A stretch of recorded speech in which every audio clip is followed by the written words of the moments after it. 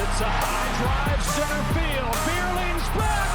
This game is turned upside down. Pujols sends one in the air.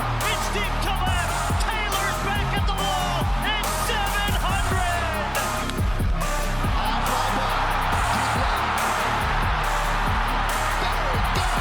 Soaring into history. Fastball hit to left. It is long gone. Hello and welcome to Swing for Contact Podcast. This is episode 7. It is March 7th, 2023. Today I am joined by just Noah because Aiden is in bed with the flu and he decided to not have his Jordan flu game today. That's fine. We'll save it for another time. He better not wimp out on us come playoff time when October rolls around. Today we're going to talk about some more spring training recaps, some new developments with the rules. Look at the WBC a little bit. Check out some of those brackets in the pool play. That starts tonight for those interested, which you're not seeing this until 2 days from now. So it's already happened, but pool play is in full go. So make sure you check out some WBC pool play. And we're going to talk about some college baseball tournaments that have happened around the state. So let's just get right into it. Noah, how you feeling today? Feeling great. I'm so happy I don't have the flu like Aiden. So happy you don't have the flu like Aiden. That is a good place to be. Looking around spring training, we've got a good 2 weeks in now. There's been some guys that have been already sent down off the major league roster to their minor league camps so they can get some more playing time and get ready for their seasons. And some of those major league guys are getting stretched out. And then some of those dudes are obviously leaving for their new national teams for the next week, 2 weeks or so. So I just wanted to look at some grapefruit and cactus league standings, some teams that have been playing pretty well. Give those guys a shout out. The Boston Red Sox right now are 7-0 in league play, which it's spring training. It is what it is, but they've got the best run differential, I think, in baseball at the moment. And Yeah, I think I'm seeing it right. Yeah. they're 7-0, have a plus 35. Like they're kind of doing their thing right now in spring training. Good for them. Yeah, they better enjoy it while it lasts. No doubt about that. I don't know where they're going to end up, towards middle of the year, but I don't think they're going to start off 7-0. But stranger things have happened. It's baseball. Some other notables: the Yankees, Houston, Toronto, and Tampa in the Grapefruit League all have pretty good run differentials right now. Tampa Bay is kind of the weird little outlier. They're 5-5, but a plus 25 run differential. They got the second best differential in that league over in Florida. But sometimes you drop some close games, I guess, and the games they're winning, they're probably winning big, and the games they're losing by 1 or 2. So it is kind of what it is over there. Flipping sites over to Arizona. Another kind of surprise team that's playing really good ball right now in spring training is Kansas City. The Royals are 10-2 as of right now with a plus 33 run differential. So Boston and Kansas City taking spring training by storm. Kansas City, they share a stadium with Texas, don't they? I think they do. I'm surprised. That sounds right. Yeah. I think, they played them. Let's see, I have a schedule right here. They played them 2 times in a row for the first 2 games. And, dude, Kansas City has a bunch of young studs. Just I don't want to say no names and discredit them, but, there's just, these guys I've never heard of that are young that are just, straight up studs. Just their swings and defense is awesome. Kansas City's always been a group that's prided themselves on, timely pitching and, athletic freaks in the field. Yeah. And so, it doesn't surprise me that they've got some young cats that can play ball. Everyone kind of knew about Bobby Witt coming up, but, I'm guessing that they've got a few guys in their cupboard that they're planning on being the guys pretty soon for them. Yeah. So you mentioned the Rangers in Kansas City. I think Houston shares a stadium with Washington, and they are not having the same fortune that Texas and Kansas City are going. Washington is not doing the thing right now. But the Rangers have a nice little plus 12. Colorado's with a plus 13. San Diego's with a plus 17. The Angels have a plus 18. So it seems kind of like spring training has been kind of the haves and the have-nots so far, which, I think it kind of always goes that way a little bit. Arizona is a team that I was really kind of hoping some of those young kids would get off to a hot start, and they're minus 34 in their run differential right now. Man. So God. they're struggling to get some runs on the board, but they've won a couple games. The Giants right now are minus 32, so they got to get some runs going. However, the worst of the worst currently, offensively speaking, are the Miami Marlins with a minus 42 run differential in 10 games. It's awful. I feel so bad for Sandy, man. It's just like, I think I mentioned in one of our last episodes, he doesn't have any offensive help, and he'd have a lot more wins if he did, and they just have no offense. I mean, yes, it's only spring training. Yes, they probably have a bunch of the younger guys up there. But, at the same time, minus 42, man. I think they just sent down their number 2 and number 5 prospect, down to their minor league camp. So those guys aren't even getting any more reps with the major league squad anymore. Miami said they were going to try to go this whole bat-to-ball approach and play contact baseball and, forget having run producers, forget having the big swings in the middle and whatnot, which, if you're hitting line drives and singles a lot, then you can score runs. But if you're not hitting the singles, then, man, it's hard to score runs in that kind of offense. There's no slug right now. They need some slug. And then I thought looking at a couple of the prospect stats might be kind of interesting too, because there's been a few guys that have really kind of produced out of nowhere. There's a rookie, or there's a kid in Colorado, Ezekiel Tovar. I don't know if you've heard this name or not, but he's gotten 20 at-bats so far in spring. He's hitting .550 with 3 home runs and has an OPS of 1.650. The kid is absolutely swinging the stick right now. If I'm not mistaken, I think I was in my statistics class the other day, and I got a notification that Colorado, I'm looking at it right now. What was his name again? Ezekiel Tovar? Yeah, I think he was one of the... Yeah, Colorado beat us 4-1. Pretty sure he was one of the runs scored in that game. But yeah, I've heard his name before, and I've seen him on MLB Instagram and social media too. I think they posted him a couple times. So this is just from a prospect standpoint.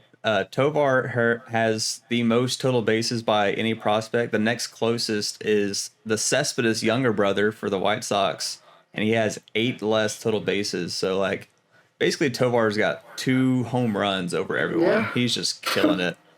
And the cool thing about him is that he's got 20 at-bats, and he has only struck out 1 time. So the kid's playing ball right now. He's trying to get him a spot on the big boy squad, which I can appreciate. Some other notables, I mentioned the Cespedes younger brother. He's having a pretty decent little spring. And then Michael Toglia, another Colorado Rocky, who's put together some good at-bats. He's slashing .316, .300, .474. The Boston Red Sox first base rookie Christian Koss, I think is his name. He's had some pretty good swings out there. Has there been any more Ranger guys that have kind of stood out to you? Evan Carter, he's been tearing it up recently. He's been hitting .330. He has 2 steals, 5 walks, and he won the Gold Glove last year in the minor leagues, and so they're saying that that's showing off too. Evan Carter. Obviously, Justin Foscue, I'm not really sure how many dingers he has, but he has a handful. And I really wanted to watch when Kumar and Leiter got in the other day, but I wasn't able to because I don't know what's going on with the streaming here. But yeah, Evan Carter, he's been tearing it up, and I think Cole Raggins, I really hope I'm not butchering that. I think he had him a couple of good starts or relief appearances in a couple of games. So yeah, those are the two guys from the Rangers organization that have caught my eye. But I've been really keeping an eye on Jackson Holliday too from the Orioles. I think there was a big a meme where he came. It's so funny. He looks like a little kid. I mean, we're the same age. We're both 19. But he's so tiny. Yeah, he has a kid face for sure. Yeah. And but I mean, they're saying his defense is really good, and he just looks comfortable out there. So I'm excited to see how long it takes him to get up to the big leagues. But yeah, I just think it was funny because he was in the batter's box and he looked like shorter than my little sister. So we were talking earlier when we were talking about some of the Astros prospects and doing the deep dives, like who's going to be the backup catcher between like Corey Lee and Yanier Diaz. And lately, Lee has turned up his bat a little bit. He's hitting .429 and has an OPS of 1 dot. I think he hit his first big boy home run a couple of games ago, maybe over the weekend. He had a big blast, and so it's kind of nice to see him actually find a little bit of success after his last year's stats not looking so hot. From a pitching standpoint, you got anything on the pitching side? I'll be honest with you. All I can say is that the Rangers starting pitchers have looked pretty good. Besides Dane Dunning starting that one game, I can't think of any other game where the Rangers starters, their solidified top 5 pitchers, have done bad. That's really all I've been paying attention to, pitching wise. So considering the state of the pitching rotation for the last few years in Texas, that's probably a good thing to be paying attention to. Yeah. Looking at some of the young guys, I know the Yankees have been trotting out. I think it's Luis Gil, Gil. It might be Gil. Don't shoot me. I think he's been kind of roughed up a little bit, but I think they have high hopes for him. Kyle Muller, who came over in the Atlanta Braves trade to the Oakland A's, has been getting some run, but he hasn't looked all that sharp yet. But he's a guy that they're going to be depending on, I think. My boy Hunter Brown has 2 games started with a 1.59 ERA and has struck out 6 in 2 games. So I'm pretty happy with him. And I think Bobby Miller got his first game action for the Dodgers. We had mentioned him a little bit ago about just another one of those Dodger arms that can just come up and be a guy. And I think, I've got it right here. 1 game, 3 innings, 2 strikeouts. So Bobby Miller might be a guy that gets called up if the Dodgers get into a weird spot. Yeah. Cole Winn started a game for you guys today? I think so, yeah. Yeah, and so he's a guy that I can't remember if he was on the 40-man or not, but he's a guy that might get a call up this year. Maybe he might be more of a next year kind of guy, but and then your boy Jack, I think, kind of got roughed up in his first game. Yeah. But I really hope he turns it on because, I know he struggled in AA last year, and granted, it's his first year, and this is only spring training, but I really want to see him in a Rangers uniform before too long. Yeah, so. I think he's more of a. I think Cole Winn's probably a 1 year out. I think Leiter's probably a 2 year out, honestly. Yeah. But that's probably going to be good because some of those contracts for the free agents that they did sign probably runs out around that same time. Mm-hmm. So it could be one of those good transitions for him. You don't have to rush him right now, which is probably a really good thing. Yeah. Some other interesting news coming out of spring training. Did you see Justin Turner get hit in the face? Yeah, man. I saw it. I was scrolling through Instagram, and it said Justin Turner hit in the face, and I just kind of scrolled past it because I really didn't want to see that, but I saw it. Yeah. The good news is that he seems to be doing pretty well. He tweeted out something this morning saying that he's kind of back on his feet a little bit already, and he looks to be back on the field soon. And I think his wife tweeted out something that he was doing a lot better and was home. The good thing that he was able to walk out of the field on his own, like that was a good sign. Yeah. Anytime you take a fastball to the face at that speed, I can't even imagine. I took an 88 to my knee one time, and I thought I was gonna die, so I can't even imagine taking one to the face like that. Yeah. And then a fun thing coming out of spring training that I've seen lately, the pitchers have been using PitchCom like on their glove and on their belt. Have you seen some of that? Explain it to me a little bit. So the PitchCom system from last year, the catchers had the little button that had the microphone to the pitchers' ears, right, and their hats. Mm-hmm. This year, there's some pitchers that are wearing the PitchCom either on their glove or like on their belt. And so they're calling their own pitches to the catchers. And so like it's allowing some of those guys to call their pitch as they're walking back to the rubber, and then they just get up and go with the pitch clock thing. The first guy I saw do it was Zach Greinke, go figure. Zach's probably in heaven with having like, he doesn't have to worry about the catcher like ruining his mojo. He's just calling what he wants to call. And there's something about that just makes me so happy.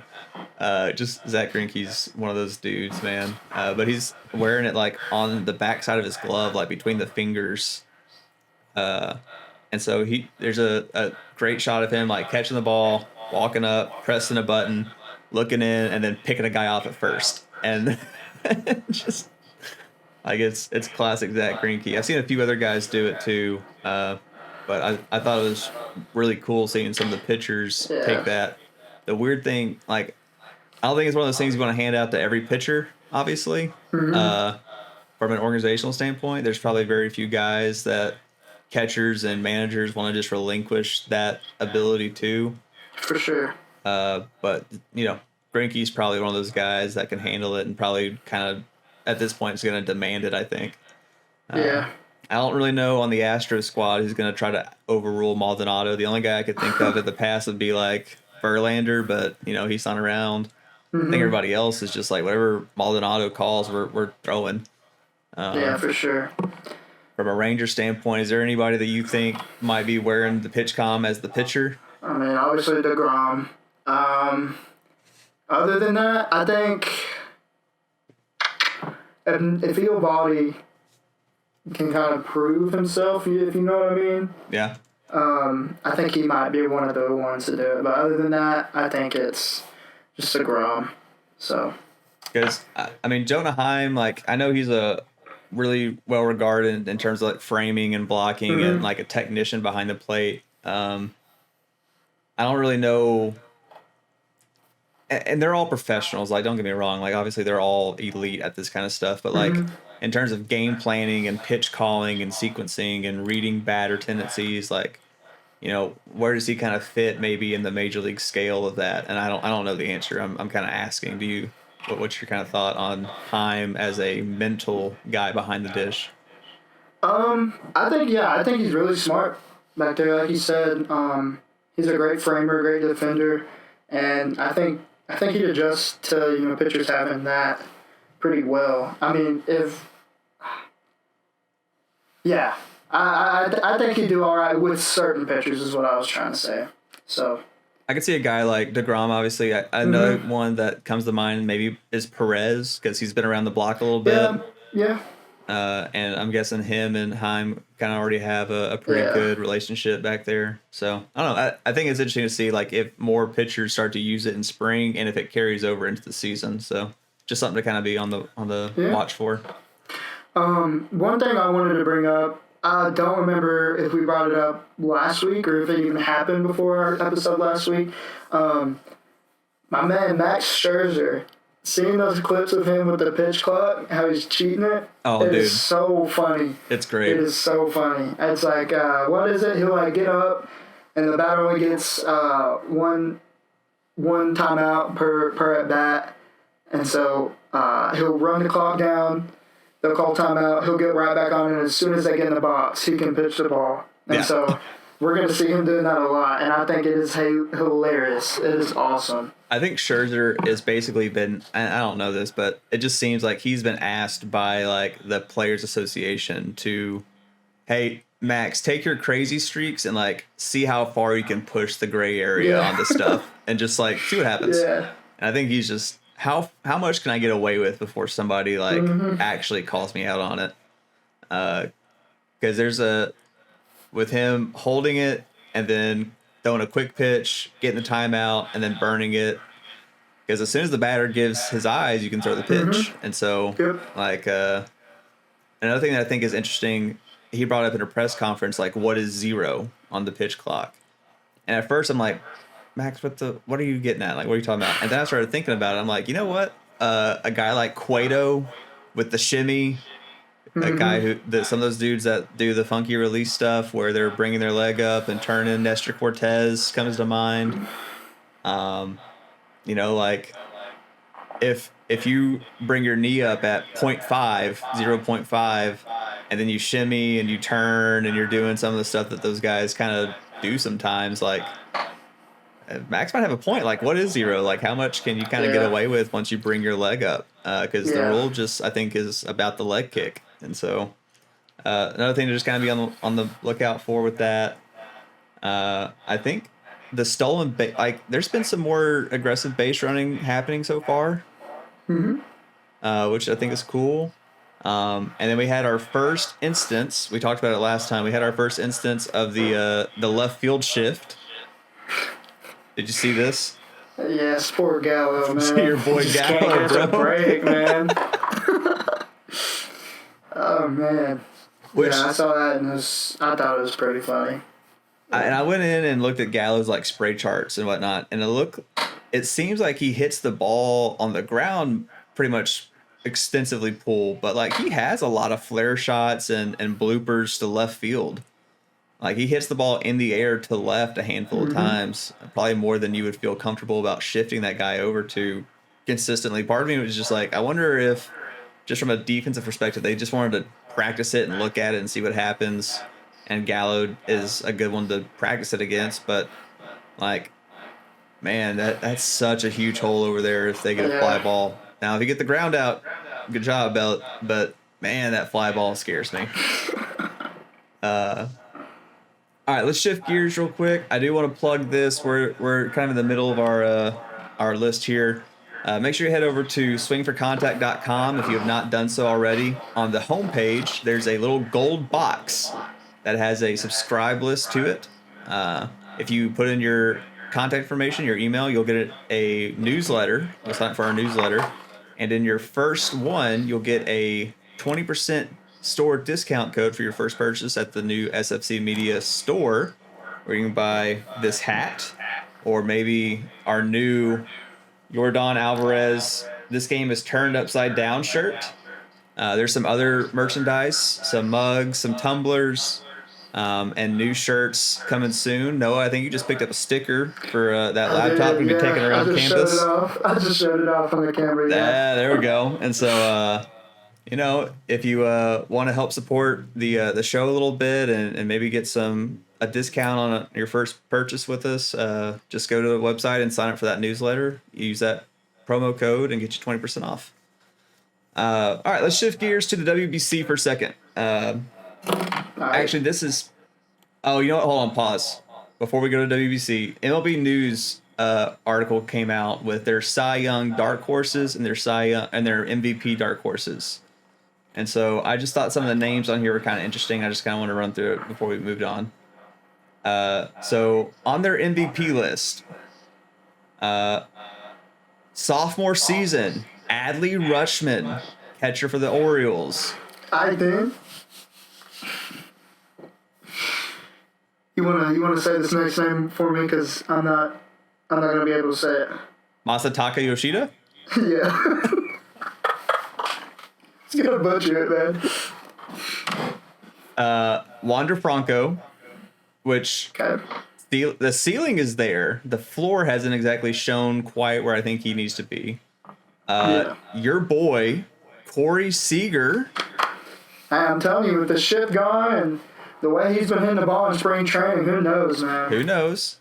And then my all-time personal dark horse favorite, Byron Buxton, because the talent and the ability is there. It's just the injury stuff. I agree with you, yeah. If he can stay healthy, he's definitely up there. Adley accumulated like 5 WAR in basically half a season, a little over half a season, and playing a premium position. And if he comes out swinging a hot stick, why not? Masataka, no one's going to really have a book on him yet. People think he's going to get on base at almost a 400 clip, so sure. Wander Franco, the guy that the Rays believe in. And we always talk about, like, the Rays have this weird way and they don't extend guys, and they extended this dude for, like, 12 years. Extension being planned coming soon for Wander Franco, by the way. And heck yeah.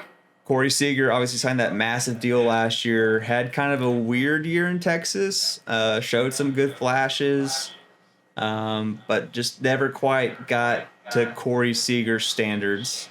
But you could definitely see him like getting that bounce back, and especially with the shift kind of being gone, and there's a lot of room for him to hit some doubles and pop them out of the ballpark a little bit. It's hard to hit home runs in that new ballpark. But, he's a guy that you could get a lot of extra base hits in that ballpark, and he could take advantage of that for sure. And then Byron Buxton, premium center field, can rack up WAR like crazy. Just a matter of, will he play more than 120 games? And then the Cy Young dark horses, Astros Christian Javier, which have talked about, it seems like, every episode. They finally get something we agree with. Yeah. And so it's fun seeing his name pop up. Tristan McKenzie, definitely. Listen, if you've never watched a Tristan McKenzie start, go check out a McKenzie start. He's on the Guardians, right? He is in the Guardians. Okay. He is a very talented young pitcher, and I remember watching him his rookie season, and he just looked like this long string bean kid. Yeah. Didn't have any muscle on his body. And he's really developed into a good pitcher for them. I want to say one of the only reasons I know who he is because around his rookie season, I think that was when I was like the peak of like collecting baseball cards. And I'm pretty sure I pulled his rookie card and I'm like, this guy looks like Slender Man. You know what I mean? Like just tall and lanky. I'm just like, what the heck? Because, pitchers usually have like a little dad bod on them. They got a little butt to them, high hips, big butt. Yeah, so it was. That's one of the only reasons I know that name. But yeah, I hope it happens for him. I hope he gets the recognition he gets. So my buddies and I are taking a trip up to Cleveland this year. The Astros are playing in Cleveland in June, and I'm really hoping. It's one of those things. It's like I hope I don't see him because he's good and he can shut like anyone down on any given day. But I kind of want to go see him pitch in person. He's one of those guys that I want to watch pitch live. The Twins' big acquisition near the end of the offseason was Pablo Lopez. He's made this list, which coming from the NL East to the AL Central, no one in the American League really has the book on him probably yet. And especially in that Central Division, I could see him racking up a lot of really quality wins with that squad. So, I don't know if I like him as much as some of the other names on this list, but as a dark horse candidate, why not? Pablo Lopez, get after it. Maybe it's time for him to step out of Sandy's shadow and be that guy. Here's a fun one for you. Hunter Green from the Cincinnati Reds.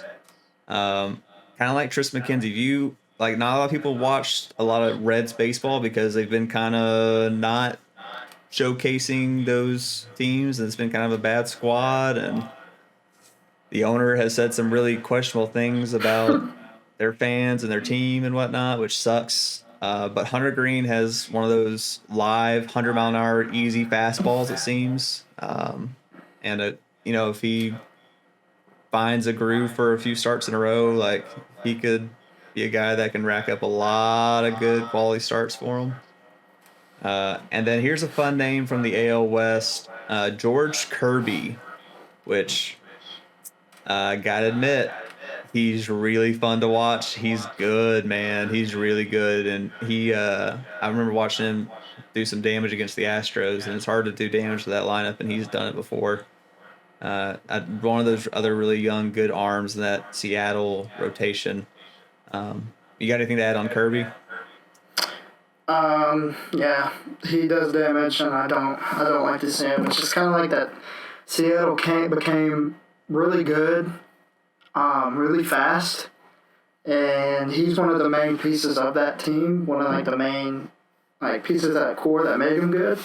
But like you said, when you go see Cleveland, you don't want to see him. I don't want to see any good pitchers in the AL West because frankly we haven't been able to hit. So hopefully that changes this year. There you go. Anyways, onward. So Seattle brought in Robbie Ray as the big offseason acquisition, and it turned out to be like Kirby and Logan Gilbert and their young guys that they brought up through their system. They developed some good pitching over there right now, so good for them. Mm-hmm. The MLB News dropped their dark horse candidates. I like some of them. I like some of the names: Christian Javier, McKenzie, George Kirby. I could definitely see. Hunter Green is going to have so much competition, that NL pitching staff between Nola and Wheeler and then Scherzer and Verlander. But, crazy things have happened. I think he's got the highest, the hardest road maybe to get to that Cy Young spot, but some good names there. And from the MVP standpoint, I really love Buxton as a dark horse. I think if he plays all of his games, he could definitely be that guy. And I love the Adley pick. They mentioned 5 American League players. I don't know if you noticed that or not. There was no NL MVP dark horse. I didn't notice that. You're right. So who's your dark horse National League MVP? Not your favorite. Who's your dark horse? You go first. You go first because that's tough. That's a lot of names I'm gonna have to remember. You go first. Okay, so I've got 2 names, and I think they're both very they're pretty controversial, which go figure. I think they kind of have to be. My first name is I just had him. So first baseman from the Arizona Diamondbacks, Christian Walker. Okay. Christian Walker has a Gold Glove from this past season at first base and can absolutely mash the ball when he's on. I think he can hit the ball with the likes of a Freddie, with the likes of a Big Meat Pete. In order to be one of those guys at first base, you got to really be a slugger these days. And so, is he Paul Goldschmidt and Freddie and those guys right now? No, I think he's that tier below them. But as a dark horse candidate, as a slugging candidate, Christian Walker on a big season, I could see him putting it all together and getting some votes. My other name that I have, and I don't know if this is really a dark horse, but for me, it kind of leads into the WBC thing a little bit. One of my guys to watch for, Ronald Acuna Jr. And I know from a talent perspective, you're like, Ramey, that's not a dark horse. But coming off the knee surgery last year, kind of finding his way, not really trusting it, not really being that superstar that he can be. Because from a superstar talent, he's obviously superstar talent. There's no doubt about that. But he hasn't had that year yet where he's won it. And going into the year, I think he's the 5th ranked right fielder in a really deep right field class. And so if he could take over the likes of a Mookie Betts, if he can beat out a Bryce Harper, can he beat out a Juan Soto? There's a lot of really quality outfielders in that National League. And if he can come back and kind of get over some of those first year back from the ACL tear, if he can really turn it on and be who he is, I think he has a good chance. And so kind of a dark horse and a half for me on that side.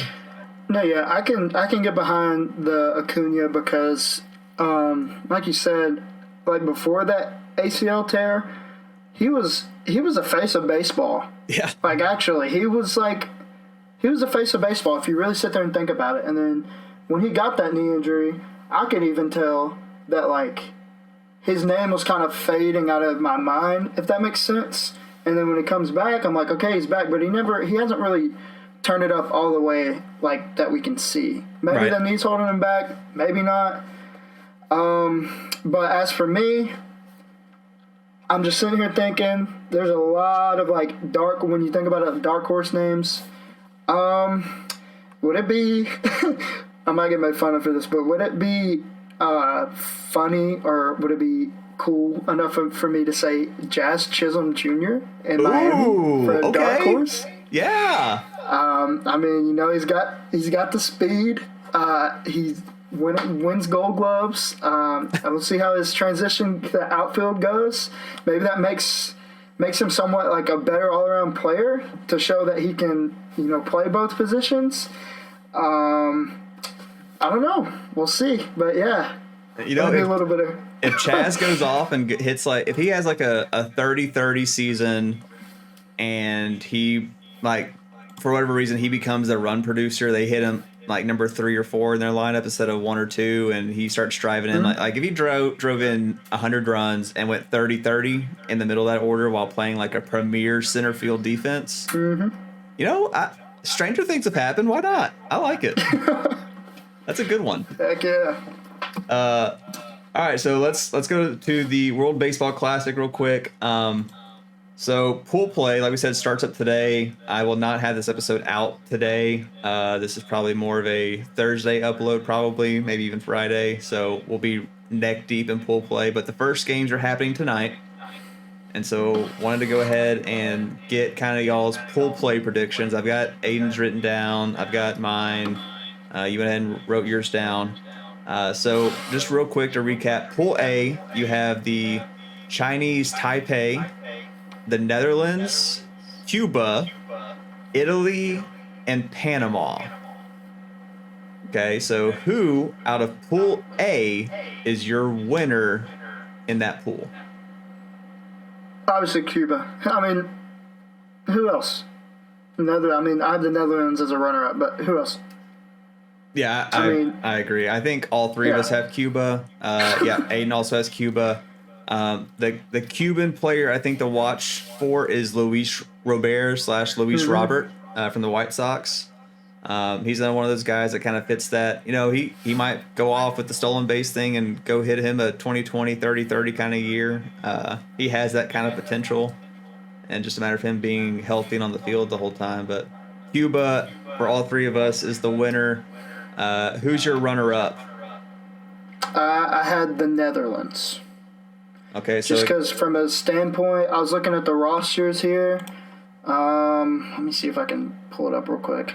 Basically, what I was thinking, my train of thought was like the lineups in Pool A besides Cuba and the Netherlands aren't very strong like the other ones are. Let's see. It says they have Kenley Jansen and a couple other names here.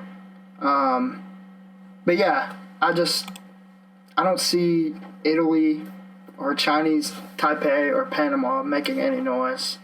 The one guy from Italy that I got my eye on is Vinny P, the Pascantino guy from Kansas City. I think he's a really good first baseman, really good hitting player. He's a guy to be on the lookout for. But yeah, the Netherlands I think has a little bit deeper squad, and they got Xander Bogaerts, who's probably the player to watch. Cuba and the Netherlands from Pool A from Swing for Contact. Pool B I think is the easiest one out of the pools to predict. In my mind, I think Japan probably runs away with it. I think they've got the deepest squad in the Pool A and Pool B, this side of the bracket. And I'm biased because I love Japanese baseball. One of my life goals is to take a trip to Japan and go watch like a couple organized baseball games in the Tokyo Dome. Like I so want to do that one day. So I'm a little bit biased on it, but I've got Japan and Korea. Aiden also has Japan and Korea. And then Noah, I'm assuming that you also have Japan and Korea? Yeah. one of the I saw a video the other day of Yu Darvish and Shohei talking in the dugout. Oh, in the dugout with the pitch. Yeah. And everybody's like, be afraid, just like, and I thought that was so funny. But yeah, Japanese baseball, even though it might not be as big over here in the States, it's a big thing over there. Like, that's one of the main sports over there for them, if not the main sport. And I remember in high school, like, we'd all just hang out and watch, like, Japanese highlight fundamentals and all that good stuff. So that is a Will Powell special if I've ever heard one. That's a Coach Powell move right there. I love it. Yeah. Like, literally, I want to go take a trip to Japan where I go to a baseball game on night 1, go watch, like, New Japan Pro Wrestling night 2, just because that seems like such an event, and then go watch another baseball game at night 3. Like, I think that would just be like a perfect weekend trip to Japan. That sounds like fun. A lot of fun. So, shifting gears to the other side, Pool C, we've got Team America, USA, Mexico, Colombia, Canada, and Great Britain. Noah, who do you got and why? Pretty obvious. USA, I got it running through my veins. I don't think there's any other reason to say that. You look at their lineup, they're deep. They're always going to be, in the WBC, they're always going to be one of the favorites just because of the talent we have over here. And then I have Canada as my runner-up because, Great Britain, you're good at soccer. Okay, you're not good at baseball. Mexico, I just no. And then Colombia, I don't see them running with USA and Canada. Those are my 2 picks. Let's move on to you. I like it. I got USA winning, and I got Canada as my runner-up as well. To me, I think Canada and Mexico is an interesting conversation. Obviously, in the USA, we kind of know the players that are going to be over there. That outfield for Team USA, man, Mike Trout, Mookie Betts, Kyle Tucker, probably the projected starting 3. And that is one hell of a starting 3 for your outfield. And I've got Canada because I'm a Freddie Freeman stan, and I love Freddie Freeman, and so I've got him. I was gonna say that's one of the only names that I haven't been paying attention, but yeah, I know he's playing for Team Canada. So for Mexico, I do like the fact that they've got Julio Urias and they got Jose Urquidy from the Astros, two pretty good pitchers to watch. But I don't know enough about that lineup. I don't know if they're going to have enough juice to get out. But Aiden does have Mexico as his runner-up. Like I said, I think Canada and Mexico could be a really fun pool game to watch. If you can find that one on your schedule, watch the Canada-Mexico game. And then our final Pool D, we've got Puerto Rico, Venezuela, Dominican Republic, Israel, and Nicaragua. And to me, this is strongest, toughest to pick from. Oh man, yeah. this one's the hard one. This is like there's 2 coin flips you can make really. So just a little scoop on it. Puerto Rico, obviously, probably the front name is Francisco Lindor. If Carlos Correa was in there, I think you're probably looking at the best infield in the WBC. You got Venezuela, which to me is a lot of fun because you get the Ronald Acuna Jr., who I just name dropped a little bit ago for my half dark horse, and Jose Altuve. I think having those 2 guys at the top of the Venezuelan lineup is a lot of fun. The Dominican Republic is just so deep in talent, and the guy that I'm watching it for is Julio. I want to see what J-Rod does on this stage. Israel, they've got a couple fun names. Jock Peterson. Shout out Jock Peterson. Shout out Jock Peterson. And then Nicaragua has... I don't really know who Nicaragua has. I think they've got a couple relievers that are in the majors, a couple pitchers that have made their way over. But, this is... Between Puerto Rico, Venezuela, Dominican Republic, man, this is such a fun pool to keep an eye on. Yeah, it's going to be really fun to watch, for sure. Who do you have coming out? Okay, so I put Puerto Rico, I'm going to change that just from looking at this Venezuela lineup. You have Altuve, Salvador Perez, which a lot of people forget about for some reason. And you got Miggy, and you've got Acuna, and you've got Eduardo Rodriguez and Pablo Lopez and Ranger Suarez as your main pitchers. So, I'm going to be the one to pick Venezuela, and then not for winner. Sorry, they're going to be my runner-up. I'm so sorry. Obviously, the winner out of Pool D is going to be the Dominican Republic. I'll put my house on it. I'll take out a loan and put the money on that for them to win their pool. So. All right, I'm not gonna quite go that far just because I'm broke and I'm a teacher, so let's not sell my house yet. But I do have the Dominican Republic winning. Aiden also has his Dominican Republic as his winner, and then I also have Venezuela making the runner-up. So you're changing your answer to Venezuela for your runner-up? Yes, changing it to Venezuela. I'm here for it. And then Aiden right now has Puerto Rico. So he's got Team Puerto Rico, and we've got Venezuela. So for the most part, we're all kind of on the same wavelength, a couple changes here and there.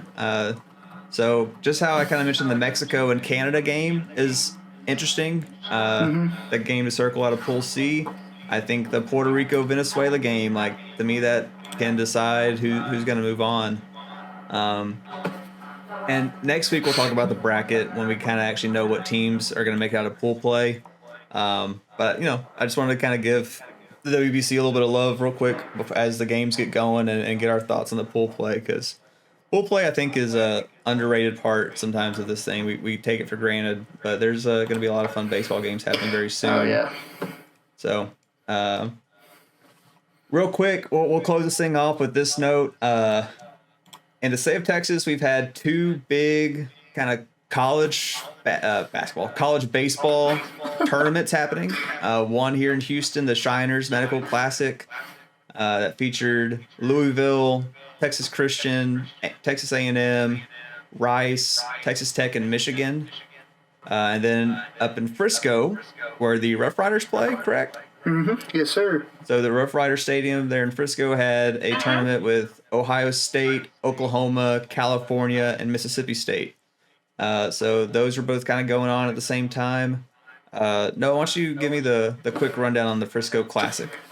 Okay, so I was able to be at all the games this past weekend. So Ohio State ended up winning it. So the way it is Ohio State was 1-1 and Oklahoma was 2-0. And whoever went 3-0 or 2-1 was going to win the thing. So Ohio State ended up beating Oklahoma, therefore they won the Classic. Sorry if that was confusing. I just kind of confused myself. But Ohio State went 2-1. They won over Mississippi State and Oklahoma. Oklahoma went 2-1 and they won over Cali and Mississippi State. Sorry if I didn't name the teams. Ohio State, Oklahoma, California, Mississippi State were at the Classic this weekend. So California went 1-2, and they won over Ohio State big, by the way. I think it was 16-1. Oof. And they put a 10 spot in the 5th inning, which I was just like, Jesus, dude. It's like, and the pitching this weekend, I'm sorry, it was awful. It was awful. There were so many high-scoring games. And then to round it all off, Mississippi State went 1-2 over and they won a game over Cal, which I was kind of expecting them to do better. Them and Oklahoma, I was expecting to do better because, Mississippi State won the national championship, 2 years ago? So, and I just, Oklahoma, they're always a team to win the Big 12. So Mississippi State kind of disappointed me this weekend, but we'll see how they do in SEC play and throughout the rest of the year. But so the MVP for the Classic, they gave to Dakota Harris, which he is Dustin Harris's little brother, who actually plays for the Rough Riders. He might not be there this year, but he played for the Rough Riders this past season. And I believe he ended up going 10 for 15. Oh, wow. Okay. I think. I might be wrong. And with 6 RBIs or 7, something like that. So, he won the MVP. He was obviously on the all-tournament team. But, it was a lot of fun this weekend. it kind of got me into college baseball. I'm not going to lie, because I'm never really into it until like the College World Series, but it's going to make me pay attention a little bit this year. But, there you go. Yeah. Having it close to home probably helped, and being at the games, that's always a good way to get into something. Down here in Houston, like I said, we had Louisville, TCU, A&M, Rice, Texas Tech, and Michigan. Louisville ran away with the tournament. They went 3-0. They had a 14-5 win over A&M. A close game with TCU, who was your runner-up in the tournament, and then they beat Michigan 10-0 to get a 3-game sweep down here in the Shiners Classic. So good for them. TCU and A&M both went 2-1. TCU with the big win over Michigan, the 2-3 loss to Louisville, and a 7-0 win over Rice. So TCU pitched 2 shutouts in this thing. A&M with a loss to Louisville that I already mentioned, a 13-1 win over Rice, and then a close game against Tech that they pulled off. Rice and Tech both went 1-2. Rice won their game against Texas Tech. Texas Tech won their game versus Michigan, which left poor Michigan, the Wolverines, 0-3. They got blanked twice. God. They got blanked by TCU. They got blanked by Louisville, and then they had a pretty good game against Texas Tech. They lost 7-10. But yeah, Louisville came down and showed what's up. And so you had 4 Texas teams, which is kind of how they usually do it. They like to bring four teams in from in-state, and then bring a couple teams from out of state in different divisions. So shout out to Louisville. They've always been a pretty competitive group. TCU baseball's been pretty competitive. A&M and Rice have put together some really good runs before. I'm not sure where Tech stands, and then Michigan, they had a rough go. But I don't know about the Frisco games. I know that if you wanted to watch some of those games from the Shiners Classic, they're actually on the Houston Astros YouTube channel because they record and stream out of their broadcast from there. So if you were a big Louisville fan or wanted to watch some TCU baseball from in-state, go check out the Astros YouTube channel for those games. Let's see. Noah, you got anything else that we need to cover? I think that's it. I'm just ready for spring training to be over. I'm ready for the season to start, man. It's itching. Yeah, I feel that. After not going to a game at Minute Maid for like 2.5 years because I was living up in Texarkana and being away from Houston, I've already got 5 game tickets bought for this season. So I use my tax refund very irresponsibly. I put about a third of it away for expenses, and then the other 2/3 went straight to baseball tickets. Heck yeah! And so I'm excited for the summer. I'm ready for the season to get here. We got about 3 weeks. 3 weeks until opening day, and I'm not going to be able to go to opening day, I don't think, but I will be there that first Sunday, and then a couple weeks later, I'm bringing you and Aiden down for the first Rangers at Minute Maid game on a Friday night. That'll be a good time. And baseball season's here, man. WBC is going on. Spring training's about halfway through, and pretty soon season's kicking off. So good things are happening in America for us. Anyway, real quick, again, just a couple quick plugs. If whatever platform you're listening to or watching this on, be sure to give us a follow. If you would, find us on our link tree, has all of the links for our social medias. We've got a new TikTok channel. We've got Twitter, Instagram, and then obviously we are on YouTube, Apple Podcast, Spotify, and Amazon Music /podcast. So we're on plenty of places. Would love to have you join the SFC Media family, and wherever your podcast can be heard, you can find us. So appreciate you tuning in. Noah, any last words? No. No, perfect. All right. Well, that's episode 7. Thanks for checking in, and we will see you later.